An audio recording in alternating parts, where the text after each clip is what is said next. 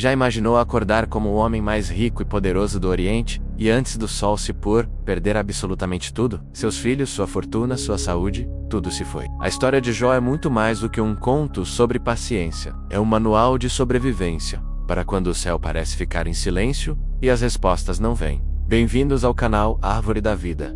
Hoje vamos mergulhar fundo na história de um dos personagens mais intrigantes da Bíblia. Prepare-se para conhecer o cenário devastador da vida de Jó. Jó era um homem íntegro, justo, que se desviava do mal. Deus mesmo o elogiava. Ele tinha uma família linda, 10 filhos, e uma riqueza imensurável. Milhares de ovelhas, camelos, bois e jumentas. Ele era, sem dúvida, o maior de todos os homens do Oriente. Sua vida era protegida por uma cerca divina, uma bênção contínua sobre tudo o que ele fazia. Mas nos céus, um conflito cósmico estava prestes a acontecer. Em uma reunião celestial, Satanás, o acusador, se apresenta diante de Deus. E Deus pergunta: "Você viu o meu servo Jó? Não há ninguém na terra como ele." A resposta de Satanás é um desafio direto à integridade de Jó e à bondade de Deus.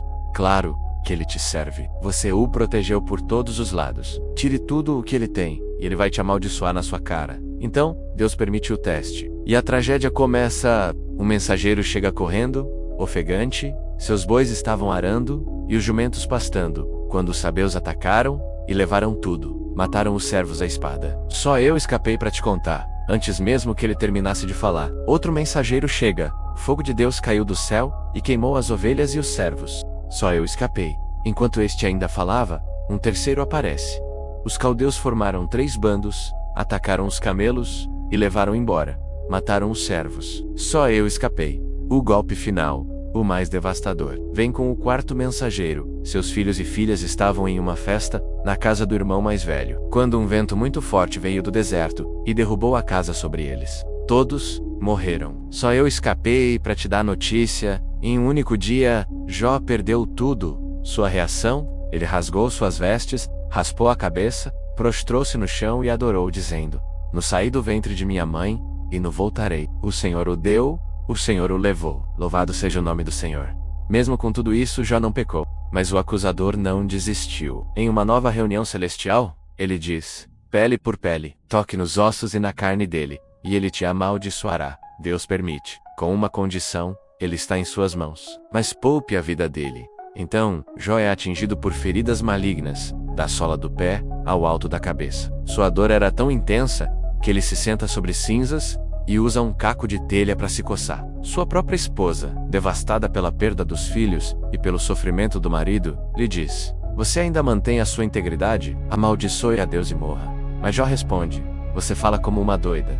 Receberemos o bem de Deus, e não o mal." Seus 3 amigos, Elifaz, Bildade e Zofar, vêm para consolá-lo. Ao vê-lo, Maú reconhecem e choram alto. Por 7 dias e 7 noites, eles ficam em silêncio, pois veem que sua dor é grande demais. Mas quando finalmente falam, suas palavras se tornam acusações. Eles insistem que Jó deve ter algum pecado oculto para merecer tanto sofrimento. Tentam encaixar a tragédia de Jó em suas caixinhas teológicas, mas a dor dele não cabia ali. Jó se defende, clama por um mediador, questiona a Deus. Ele não entende o porquê de tanto sofrimento. Sua angústia o leva a desejar nunca ter nascido. Ele mantém sua integridade, mas seu coração está quebrado.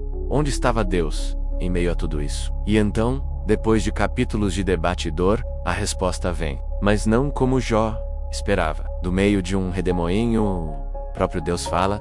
Ele não explica o porquê do sofrimento. Em vez disso, ele revela sua soberania e poder sobre a criação. Ele pergunta a Jó: "Onde você estava quando eu lancei os fundamentos da terra? Você já deu ordens amanhã ou mostrou a alvorada o seu lugar?" Deus mostra a Jó que sua sabedoria e seu plano são infinitamente maiores do que a compreensão humana. Diante da majestade do Criador, Jó se cala. Ele reconhece sua pequenez e diz: "Meus ouvidos já tinham ouvido a teu respeito, mas agora os meus olhos te viram. Por isso me abomino e me arrependo no pó e na cinza." A experiência transformou Jó. Ele não obteve as respostas que queria, mas encontrou algo muito maior, um encontro real e profundo com o próprio Deus. E após sua prova, Deus repreende os amigos de Jó e restaura sua vida. Ele recebe o dobro de tudo o que tinha antes: 14.000 ovelhas, 6.000 camelos, 1.000 juntas de bois e 1.000 jumentas. E Deus lhe deu outros 10 filhos.